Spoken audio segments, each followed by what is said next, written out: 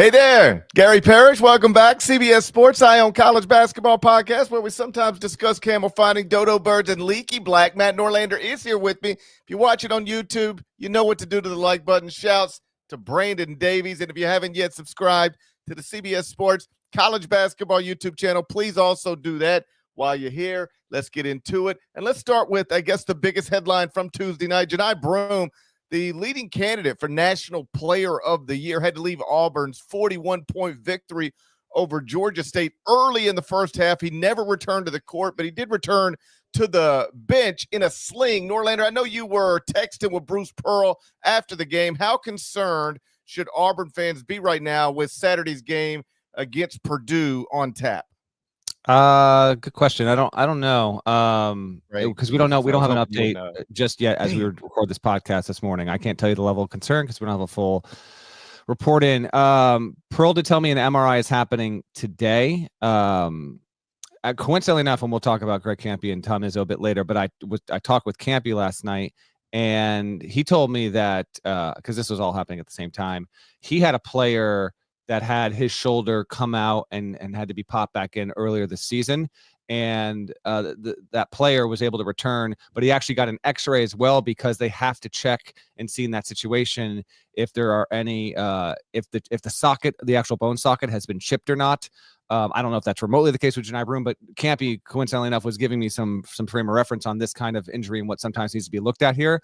So sometimes it can be an MRI and an x-ray just to make sure, in addition to seeing what if there is any significant tearing or not. So we are waiting on an update, hopefully by the end of Wednesday, on Broome, National Player of the Year frontrunner. Pearl did say that he had something similar to this happen last year, and he was able to bounce back pretty quickly overall. So we'll see. The game last night wasn't against a notable opponent. Obviously, the Purdue game looms large, and there are bigger objectives here. So we'll see if he gets held out as a precaution or not. But even despite playing the game, you play the game, it registers against your stats here. So he basically had he played 2 minutes and change. He's still averaging 18.1 points, 11.5 boards, 3.5 assists, despite not logging hardly anything on Tuesday. So it is a notable development. Hopefully he is not out long because Broome is the centerpiece of a very loaded and stacked Auburn team, but he is the engine on that group. And damn, we better not lose one of the best players in the sport to an injury for any lengthy period of time, particularly because Auburn right now comfortably, even though Tennessee's number one, hasn't lost a game, every metric rates Auburn comfortably as the best team in the sport. It is interesting. Like, you thinking through other sports, like in baseball, we keep up with season totals for the most part. Like the things you see on TV are home run season totals on RBI.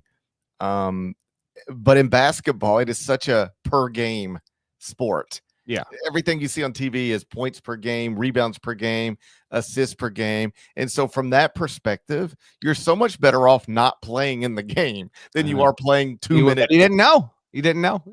He could have. His shoulder could have come out with 2 minutes to go instead of 2 minutes in, and it doesn't matter. But yeah, you're right. Well, that's the thing. If you have a high basketball IQ, this is the type of thing you should know in advance, right? Is that fair? Is that a fair assessment? I don't want to be too critical, but if you're supposed to have a high basketball IQ, perhaps you should know this going in. Either way, he only plays 2 minutes before he has to leave, and it really does impact his numbers. It goes from 19.7 points per game to 18.1.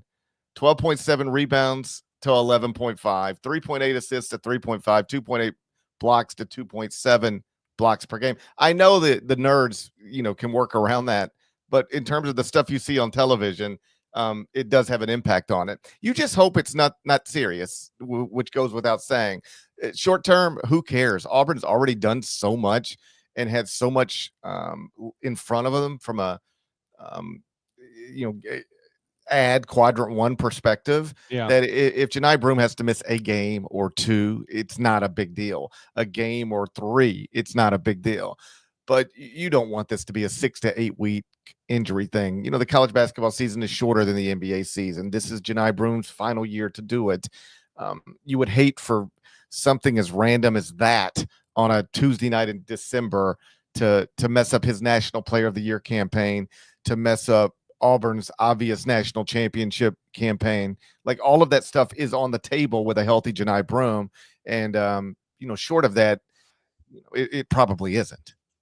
Yeah, Purdue, by the way, is 8-3. It's lost to Marquette, Penn State, and Texas A&M. Has defeated Alabama, Ole Miss, Maryland. Both of these teams, this is their last non-conference game of note, upcoming this Saturday in Birmingham there. So whether Broome plays or not, if he does, is what is his meter at? Is it 100%, 90%, 70%? We wait and see. Later on Wednesday, we'll have an update, and we'll obviously advance the story when we podcast next. But anyway, the point is Purdue might have an opening here if it doesn't have either doesn't have to face Broome or not Broome at 100% to boost its resume, particularly after it didn't let it get away. A&M won the game fair and square, obviously, on Saturday on CBS, but Purdue had an opportunity, couldn't capitalize there. Now it's got another chance against an SEC program. So we'll wait and see. An unexpected headline developed Tuesday night in a game that we didn't think would have anything notable about it, and hopefully good news awaits Broome before we get out of Wednesday. I had some people email me. They were questioning whether it was fair and square. Yeah. Yeah. Who are those people? Well, you said it. So this is a podcast of honesty and transparency. So let's run down the roster. Who said it? When people trust me when I say, listen, man, you can talk to me. We're off the record. I can't violate that. Okay. So you had people emailing you and they started listen, we're off the record. But yes. By the way, Purdue did not win the game, or Texas A&M did not win the game fair and square. That's right. Multiple people did this. Yes. Just so we're clear. Okay. It was multiple people. One of them was Jerry Palm. Well, there you go. Undeniably true. Yeah. Okay. Jerry Palm has never said a word to me about whether or not Texas A&M won a game fair or square. I don't need that on a message board somewhere. I'm too late. Around. Hey, the SEC had another amazing day. This really is getting ridiculous. They never lose to anybody anymore. It's a wild situation. It's not something I saw coming. I didn't have of all the storylines. I get asked sometimes heading into the season, hey, can you come up with like 68 things to look forward to this season? I'm like, 68? Jesus Lord. That's why we split it up this year. God bless everybody, all right? But even in my less than 68 list of things to look forward to, the SEC never losing again was not, it never even popped into my head, but here we are. They never lose basketball games anymore. I'll run you through it next. First, though, give me a word from a partner.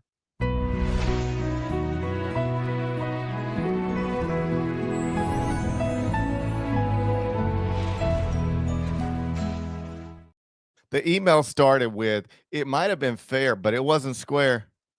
Okay. That's the way the email started. You just got a Masters promo, by the way, a week before Christmas, which I'll take any time, but that I was like, whoa. I heard the music. I was like, whoa. Oh, whoa. I went into like, have I sent in my bracket predictions yet? I was like, have we got our hotels for San Antonio yet? Are we good? Is everything booked? Do you have my Bonvoy number attached to my reservation? Is that done yet?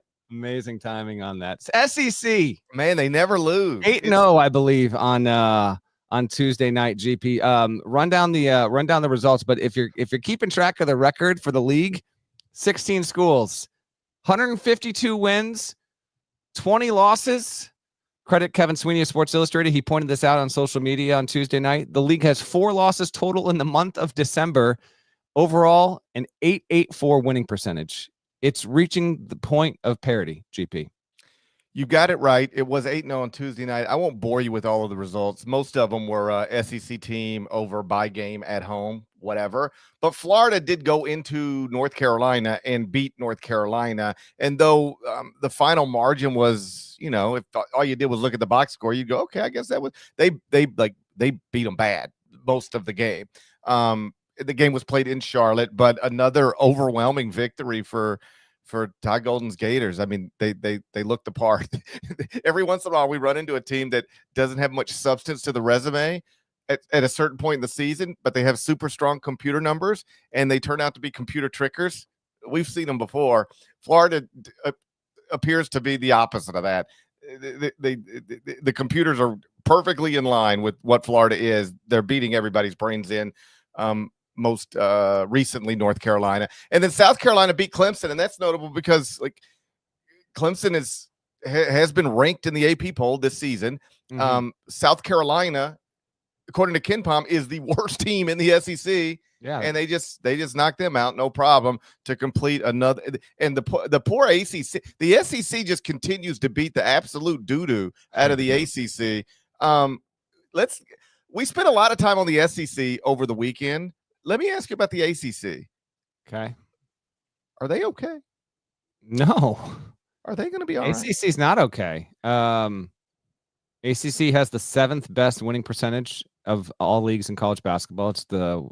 Has the worst winning percentage of the 5 high major leagues.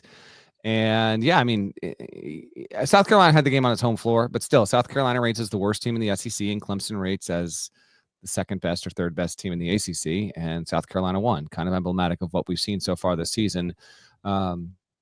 The projection as of Wednesday morning, Bart Torvik, you can go and you can forecast how many bids are coming. Don't know if you know how to do that yet, GP. If you want a little tutorial, let me know. I'll walk you through it. 4.1 projected bids for the ACC in an 18-team league. Not good as of this morning. Now, Duke might get a 1 seed because it only loses 1 or 2 league games there, and Duke was able to kind of casually push off a pesky George Mason team on Tuesday night. But elsewhere, no, the ACC is having a bad year. Now, 2 years ago was its worst ever in terms of had its worst finish in KenPom. They had 1 team that got a top 4 seed in the tournament. Miami wound up making the Final Four because an ACC team goes to the Final Four every year without fail. Right. That's going to happen. And this year, it's going to be 3 ACC teams or 3 SEC teams in Duke that make the Final Four. I've thought about that. That's not crazy to me. Yeah, and no, it's very much on the table. It could kind of be a quasi repeat of '85 when you had Nova, Georgetown, St. John's, and then Memphis State, 3 Big East teams, and then GP's alma mater there. You could have 3 SEC teams, and then there's little old Duke there. But the ACC is having a variety of issues there.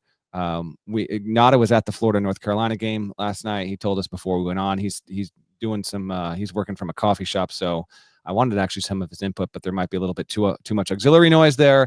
Regardless, Carolina, it did. I know what you were saying. Like Florida won long stretches of the game where it was, looking like it was the team in command now, but Carolina made the pushback. They had the chance to win the game, GP. Yeah. And it didn't happen. The rebounding issues are just glaring with UNC, and UNC is a little bit of a microcosm, I guess, of the ACC overall, but UNC now 6-5, kind of, if you let me to narrow my scope here, GP, the ACC to have a good season, I think it needed Carolina to be good in the non-conference, in addition to others. But UNC preseason top 10 team, and now for the second time in 4 years, we've got a situation where Carolina had lofty preseason accolades, expectations, and now I'm not saying Carolina's going to miss the tournament, but the only resume win of note is over Dayton. I saw that one in person. Could have easily lost the game, won the game by 2, and other than that, there's nothing there. We'll both see him in person this weekend, so I guess we can save more of our Carolina takes for after the CBS Sports Classic when they play UCLA. But yeah, there's a percolating issue in the ACC. The SEC is going to gobble up so many bids. They're coming from somewhere, and the ACC is going to be one of those leagues because I think the best case scenario right now is for this conference to somehow find a way to wrangle 5. I really think that's the best case scenario. And I'll be honest, I didn't think going into the season that it would be this kind of year for the ACC. I didn't think it'd be the best league or the second best league, but I thought it would be pretty healthy, pretty good. And there's no data that suggests that that's the case right now. Yeah, I didn't think it would be this type of year for the ACC, and I obviously didn't think it would be this type of year for North Carolina. I'm the idiot who had them preseason top 5 when even North Carolina fans were calling me dumb. I mean, you realize how humbling that is? Usually it's Duke fans who call you dumb about a North Carolina ranking or vice versa, right?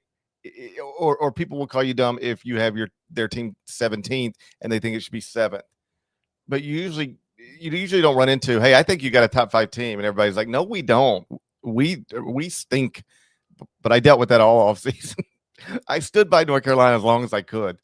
I got them out of the top 25 and won this morning. Finally, it took until this morning for you to finally do it. I did rationalize it. I could make the case. It was easy. Even at this moment, it's still easy if you want to do it. All you got to do is say every team they've lost to is ahead of them in the top 25 and 1, and they've got to win over Dayton, which is in the top 25 and 1. Like, what's the problem? If I have them behind literally everybody they've lost to, but then ahead of a Dayton team they've beaten, what is the problem? That's the problem. That's the problem. I could rationalize it, but at some point, even I don't believe what I'm writing. At some point, I don't even believe what I'm doing. So I had to get them out of there. I think I welcomed Georgia. I think I welcomed another SEC school to the top 25-1, making it 44. There are now 44 SEC schools in the top 25-1. It's incredible.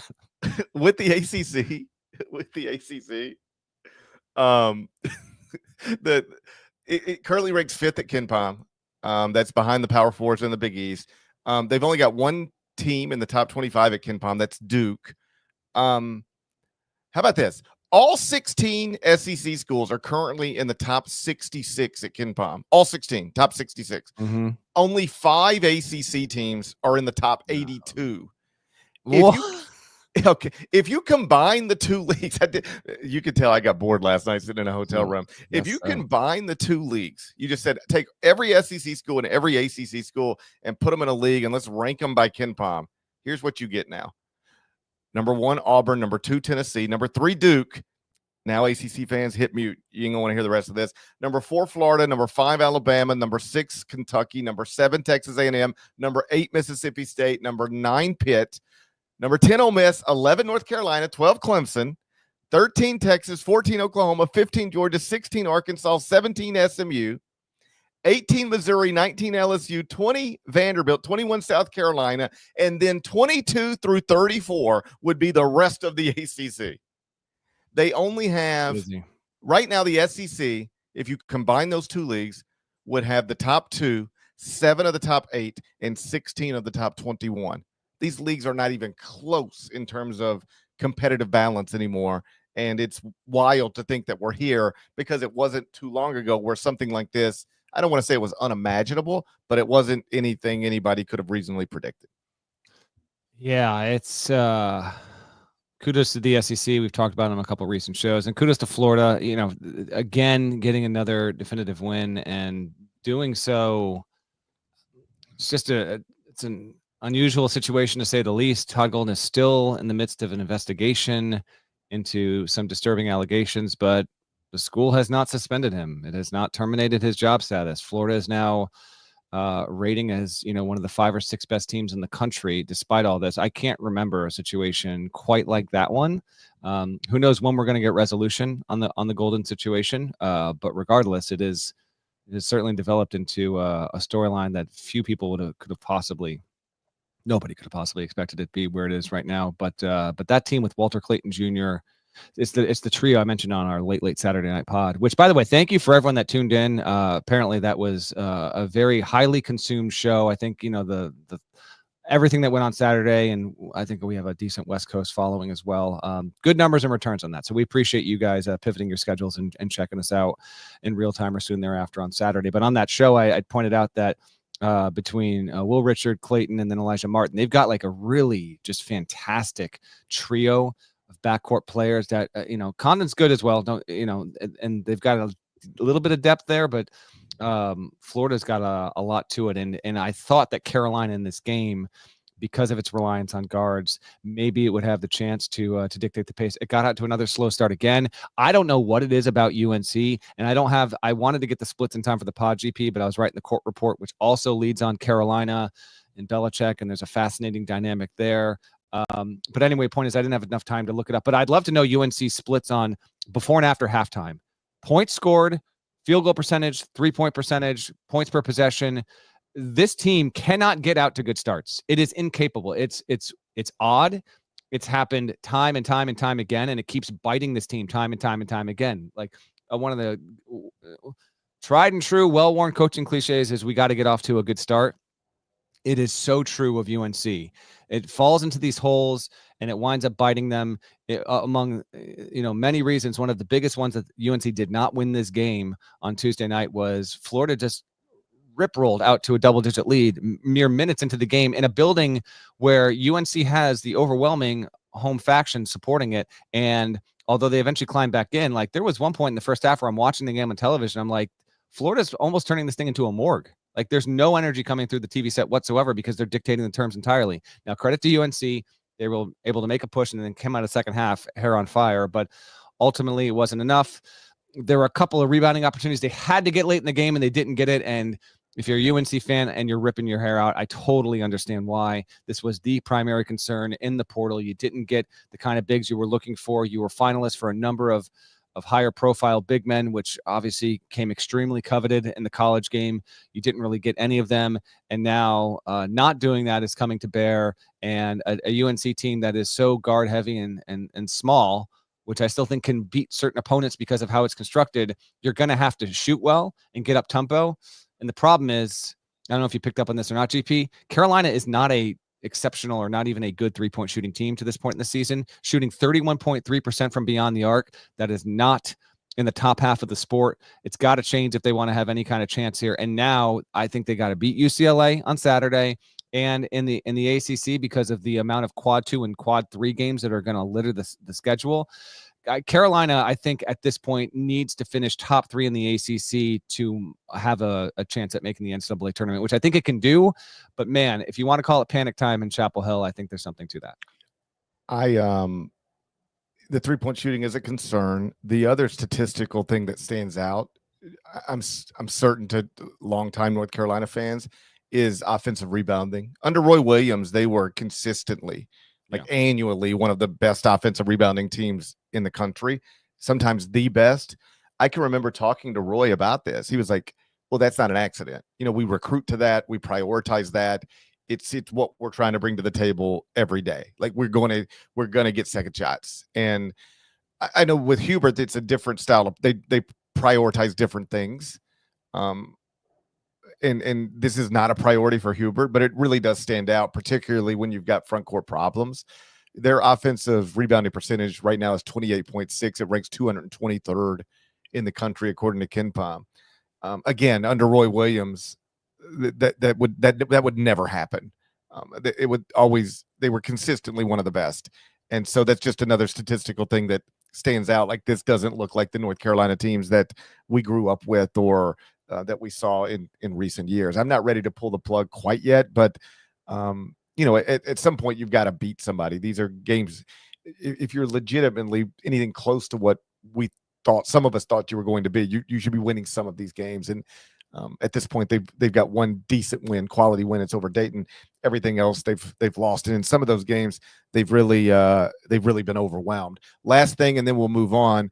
Do you think this is the type of stuff that will prevent ACC coaches from going on the ACC network and explaining what it is we don't understand, or they'll skip that this time? They're going to skip it this time because there's last year the Big 12 was the target, I guess. This year it's acknowledged and undeniable. We're not going to get we're not going to sing that tune this year from ACC coaches. They know the deal here, and with the exception of Duke and quasi Clemson and Pitt, no one else has held up their end of the bargain yet. All right, well, that's good to hear.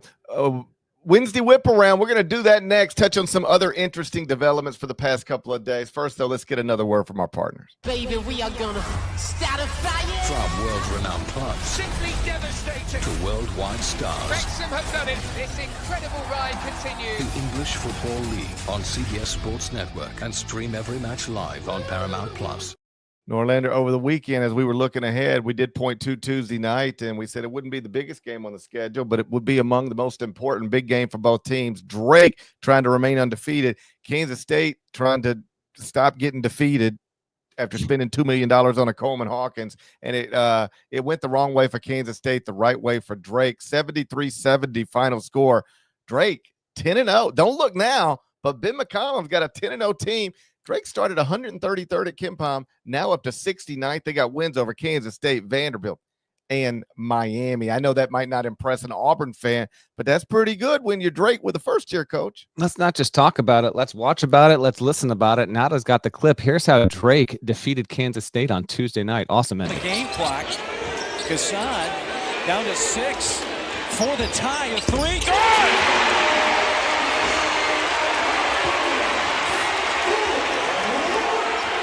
Tell him to play it out. No timeouts. Drake's got to shoot it. Starts. Got it! Incredible! Still time to tie it for another overtime. And Man, that was awesome. Hawkins hits so if you were listening, Hawkins hits the 3. Coleman Hawkins hits the 3 to tie the game. Bennett Sturts just kind of saunters up the floor and cashes one. Then Kansas State's got enough time. I think it was Max Jones that took that final shot. It goes long, doesn't fall in. 73-70. Drake is 10-0. 8 of those wins against Division I opponents, and there's been a number of first-year coaches having a pretty awesome debut campaign, but put Ben McCollum at the table with the best of them so far. Long-time successful Division II coach, won multiple national championships, was courted to a number of mid-major jobs over the past few years, turned them all down, and eventually said yes to Drake. He loved the situation there. Drake obviously had success under Darren DeVries, who's now at West Virginia. And lo and behold, we've got 4 undefeated teams left in the sport. Utah State got picked off last night, oh, by the way, losing against UC San Diego unexpectedly there. So Jared Calhoun, another coach in a new spot, he couldn't keep his team without a scratch there. But Florida wins on Tuesday to remain undefeated. Tennessee is obviously still undefeated. Those teams are 11-0. Oklahoma will play tonight. We'll get to that in a second. They're undefeated as of now. And then Drake at 10-0. Good on them. Good for the Valley. And the Missouri Valley with Drake at 10-0. Bradley's a solid team at 8-2. Belmont, don't sleep on Belmont. They're 9-2. I'm not saying it's nobody's sleeping on Belmont. Don't worry. Nobody's sleeping on Belmont. Don't worry about it. I'm not saying it's going to be a multi-bid league for the Valley or anything like that just yet, but you get a team like this, like Drake. They got Doug Gottlieb's Green Bay Phoenix on December 21st upcoming here on Saturday, and then they got Belmont to open league play on the 29th there. If you can get to New Year's Day without a loss here, that's good for the Valley. Kansas State though, 6-4. I maintain Arizona is the most disappointing team in the country to this point. Literally sub 500 after being a preseason top 10 team. Not even UNC is that. Obviously, Indiana fans are gripping their whatevers right now after how IU has started. But K-State, you mentioned Coleman Hawkins because he was very publicly, agreed to an NIL deal worth more than $2 million. But collectively, that program probably spent close to 5, if not more than 5, and considered to be among the 3 or 4 wealthiest NIL collectives. It's a whole new world with NIL and what schools are, have the power to do all this kind of stuff. I actually have a follow-up on DeBance's commitment regarding that very thing in today's court report as well. But K-State 6-4. It's on the short list of most disappointing teams so far this season. Does not own a top 100 win. Has losses by 11 to LSU. Lost to Liberty on a neutral floor. Didn't beat St. John's on the road. Lost by 17. And then they had a 10-day break. Come back from that. Lose to Drake. If you watched the clip just then, the game was in Kansas City, but it had Kansas State's logo on the floor there. Mostly a semi-home game here. Now 6-4. A game at Wichita State is upcoming this weekend. That is no gimme, obviously. Jerome Tang's crew. Yeesh. When the portal backfires, here you're at. But I'll also add this and then take it away, GP, on this before we get to some other stuff. Ryan Gilbert, he covers Kansas State football and hoops at Go Power Cat. He passed this along last night, Coleman Hawkins, because Coleman Hawkins has been up and down. He's, the highest paid player in college basketball this season, but he hasn't performed like that. But he did say, Hawkins said, quote, "I can't go on my phone without people wishing the worst for me, wishing not just for me, but for our team, and it devastates me. I just went on my phone and saw someone say, 'I hope you break your leg,'" end quote. This is quite clearly trash behavior. It only gets worse because of a lot of this is not just because his NIL deal is so publicly known. You have gambling, and this is frankly, it's a pox on all sports, but in particular with college athletes. I don't know how you stop it, but I'm not surprised by it. I'm disappointed in it, not surprised by it. And, I hate to see that he's on the receiving end of that. You can want to hold your players accountable and want them to be better and be disappointed. That's fine. But I would like to believe that anyone that listens to this podcast is not wired to want to hop on a social media site and wish harm on a college player, on an 18, 20, 22-year-old. Please, people, be better than that. They're not going to be. They're not. I mean, you know that, don't you? I know. It's just the internet is the internet. It's just so gross, man. The internet's an awful place, man. It's a terrible place. Yeah. I got there's how about this? I got this one a couple of days ago. There's a Twitter account. It's like at F somebody or at F whatever. And the whole point of the Twitter account is that you tweet at the account somebody that you would like this account to tell to F off. Oh my God. So you'd say, hey, tell Matt Norlander to F off. And they're like, all right, I got it. And then they'll turn around and tweet at you, F you, Matt Norlander. So I got one of those. I just got a random F you, Gary Parrish. I'm like, Jesus, I just woke up. What did I do this time? And I traced it back. Somebody had requested this account. You can't be looking. I can't even believe you spent the time to tell me to F myself. I just wanted to know. I'm not against effing myself. I just needed to know why I was being told. I just needed to know why I was being told to do it when I just woke up. I was trying to get my kids off to school. And then I traced it back. Yeah, no. Unless it's necessary. No, do what I do. No, checking social media before the kids are out the door. It'll improve your life. I promise. Oh, man, my life. No. Checking. Wake up, say hi to your beautiful wife, your kids, get them ready for school. Unless there's truly an urgent work thing, give some time to the people that you love most in your family. Hot wife. I'm a part of the Hot Wife Healthy Children Club. Me and Pat Kelsey and Norlander. We're all part of the Hot Wife Healthy Children Club. Thank God. Like, seriously, knock on whatever you can knock on. All right. We don't take this for granted. So you're right. I should probably put the phone down. But I did think it was funny. Somebody came up with the idea to create an account to request FUs to redirect to other people. It's wild out there. If that's not a commentary on modern social media, I don't know what is. Do you believe in Drake? I think I believe in Drake. I believe in this Drake. Let me be very, very clear about this. I believe in this Drake. It is interesting for Drake to be having such a good year in one aspect of Drake. And then, in fact, the only thing that could stop Ben McCollum at this point is Kendrick Lamar. Kendrick Lamar. This is the only thing that can stop Ben McCollum and Kendrick Lamar going to get into a rap beef. Ben McCollum better not say a GD word. I'll tell you what. There were moments they caught Ben McCollum on the side. He looked like he was ready to record his own last night. He was into it. If Ben McCollum beats Green Bay this weekend and starts talking about now, I think there's a big 2, me and Kendrick, it's over. Gottlieb's had a bit of a week here. Oh my God, is he even coaching this weekend? Is Doug even coaching this weekend? He got assassinated by the way, midweek. We don't have to go too far into this. If you are unaware, Gottlieb went after Adam Schefter on social media because this is where we're at in 2024. Because Schefter reported that Sacramento State might be hiring Michael Vick. Michael Vick is now at Norfolk State, so Gottlieb actually got a little bit of redemption there. But yes, it's been. I would. You know what? If I'm ever coaching a team that's ranked 326 in the country, I'm just gonna not even get involved with it. I'm just gonna not get involved in it. I'm not just gonna pick a fight with Adam Schefter in the middle of the week.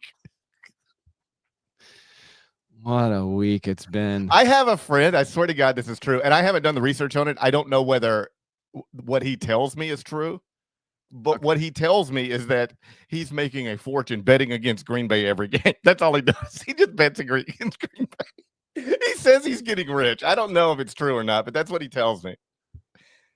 He'll text me in the middle of the day and be like, man, I cannot wait for the next Green Bay game.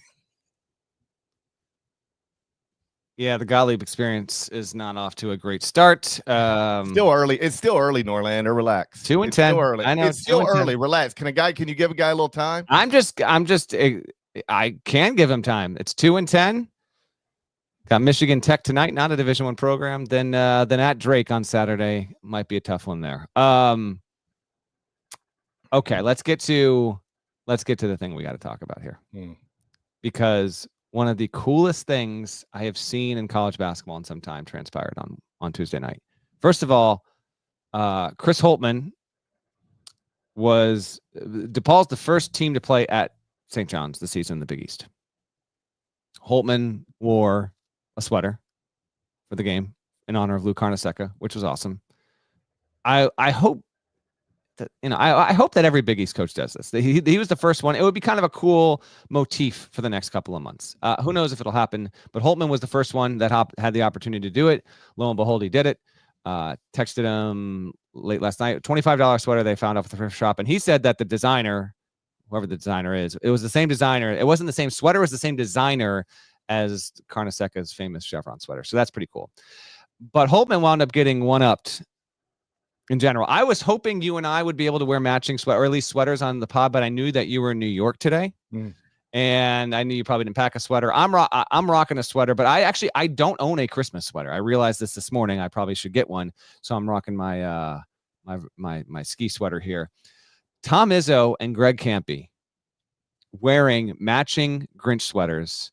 If you're watching on the show, here's the post-game press conference. Not only that, two coaches sitting together at a post-game press conference. I genuinely can't remember that ever happening after a legitimate game in all of American sports. These guys are John Calipari, John Chaney. Well, yeah, they were not sitting together at the post-game dais. Oh, that was different. That's not what this is. Okay, that was different. You're right. The exact opposite. Yeah, that was the opposite, actually. This is just so incredible. These guys have been friends for decades. You know, Izzo doesn't have to schedule. Izzo, because he's such good friends with Greg Kampe, he schedules Oakland almost every single year because they're in state, obviously. And that's just, you know, a commentary on Izzo and how his general approach to non-conference scheduling. But he, in effect, does Kampe a favor by agreeing to play this game every single year, because many high major schools that have nearby mid-major programs never schedule those schools. Izzo schedules Oakland every year. I talked to Kampe late Tuesday night, and 2 years ago, you may recall, I did remember when I saw the sweaters, I was like, didn't Kampe wear a Grinch thing a couple years ago? He did. He wore a Grinch shirt, a different one from this. And Izzo wore an elf sweater, like an elf suit. And the way Kampe laid it out to me was, I tried to get him to wear the Grinch thing 2 years ago. He didn't want to do it. He wound up getting an elf sweater instead. He was like willing to do it because I told him it would have people view him in a different light. But he wound up getting a technical in that game. So people started calling him the angry elf. And so last year they didn't do anything. And then a few weeks back, Kampe said, he texted Izzo. He's like, I had this idea. I was like, when have two coaches ever worn the exact same sweater or the exact same outfit in a game? It hasn't happened. Thompson and Carnesecca, coincidentally enough, they both wore very similar sweaters, but Thompson had his specially made. They weren't technically the exact same sweater. It's kismet, by the way, that Holtman wore the sweater though last night when they decided to do this. So Izzo was like, maybe we'll see. And then by the time the sweaters came in, he said he'd do it. Kampe goes to the arena last night. He brings 3 different sizes of sweater. He bought 3 of them, dropped them off in the Michigan State locker room to make sure no matter what, one of the 3 would fit Izzo well. And it's just awesome, dude. Like this is a game that we otherwise probably wouldn't have paid any attention to. And instead they give us one of the cooler visuals, and just a reflection of their friendship and why college hoops is a cool, special sport. You just don't see this anywhere else, and good on both of them to do this, to stand. Take it away from here, GP, but just to stand out there in this bright green, ridiculous Grinch sweater in public in front of thousands of people. Who knows how many more are watching you on television? To willingly subject yourself to that, knowing full well one of the two of you has to lose doing this. They both did it. Great on Greg Kampe. Been an awesome 2024 for him, and really cool of Tom Izzo to agree to do it. And yeah, it was phenomenal. Last thing, Kampe told me that if Izzo, because I was rooting for Izzo to get a T again. I mean, no better scene than Izzo in a bright green Grinch sweater getting teed up. Come on now. I was rooting for it. It didn't happen. But Kampe told me that he told Izzo that if he, for whatever reason, wound up getting a technical in this game, oh man, I wish this had happened. He agreed that he also would then immediately get himself a technical foul so that they both were angry Grinches. How badly I wish this would have happened, but it didn't. But the image of Izzo in a Grinch sweater getting himself a technical, and then Kampe being the best friend possible, acknowledging and doing in the moment, saying, you know what, F this, I'm going to do it just the same, just for you. I'm going down just as well, and getting a technical. It would have been phenomenal. We didn't get it, unfortunately, but everything else was so amazing about what we saw Tuesday night. That was a great scene. And then the post-game stuff was perfect. Those are just two buddies, who happen to be successful Division I coaches. And both of them obviously want to win and hate to lose, but they've also both been doing this so long. They don't, they can share that moment even after one of them has won and the other has lost. So yes, I enjoyed it. You'd see a video pop up on your timeline. You don't know what it is. You hit play, and does it automatically make you smile? Yes, it automatically makes you smile. I enjoyed it just like everybody else did. Anything else we need to know from past couple of days? I know Dayton beat UNLV. That's another nice win for the A-10. Yeah, they did. Bonaventure won as well. So just teams that are doing well, performed well. The A-10's got to really continue to have a lot of that to be a multi-bid league, but otherwise, no, that pretty much covers most of it. What's on tap here, GP, for Wednesday and Thursday? Yeah, so we'll look ahead to the next couple of days real quick. On Wednesday, I'll be in studio later today, CBS Sports Network. We've got a doubleheader, 6:30 Eastern, Creighton at Georgetown, Big East matchup there. Then at 9 o'clock Eastern, number 6 Alabama at North Dakota. And you might be going, what? Grant Nelson from North Dakota. This is Nate Oates. This is good stuff. It's great stuff. Nate Oates taking him back home. I love it when coaches do this. Roy Williams famously did it, I think, more than anybody else. Roy was always scheduling games like this. Love that Nate did this. Should be a nice scene. For Grant going back home, for North Dakota, you don't get brands and teams like this coming into your building too often. So that'll be fun. Can't wait to be in studio tonight for that. Elsewhere, number 21 Memphis is at Virginia. Tigers just got a big win at Clemson. See if they can add another win on the road over an ACC school. So that's another big opportunity for them. Xavier is at number 11 UConn. This is notable because we just learned Zach Fremantle out indefinitely with a knee injury. Xavier's leading scorer and rebounder, second straight year X is dealing with something like this. And Fremantle, my God, missed final 15 games of the season 2 seasons ago, 2022-23, then missed all of last season, comes back, plays 11 games this season. He's averaging 16.9 points, 7.7 rebounds, and now he's out indefinitely. And they're saying, I saw the latest quote from Sean was, we might not know anything for a week or so, but it doesn't sound great. And, you don't get this stuff back. Whether it's Johni Broome at Auburn, Zach Freeman at Xavier, like these are all one of ones. And I just, whenever you see this happen to anybody, it stinks. When it happens to somebody as important as him, even worse. And when it happens to a program that it has already happened to just last season, even worse.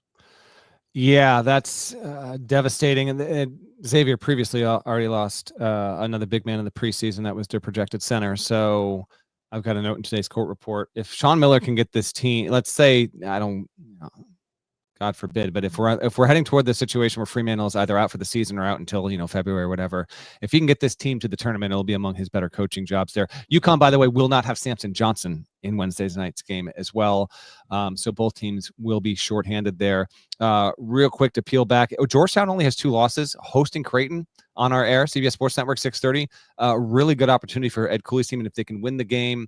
We'll talk briefly Hoyas on the Friday pod as well. Also, the biggest game of the night, Oklahoma, Michigan, and Charlotte. Nada will be there again, I believe. Oklahoma's 14th in the country, yet to lose a game. Michigan, number 24, part of the Jordan Brand Jumpman Invitational. That might not be the actual name, but Michael Jordan is associated with this event because all these 4 schools are Jordan Brands there. Michigan is 8-2.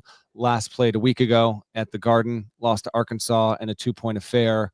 Oklahoma, a lot of people don't know much about them because they haven't played any high-profile games yet. They played in the Battle for Atlantis, but that was in the midst of a lot of other stuff. There hasn't been like a standalone opportunity like what it's got tonight here.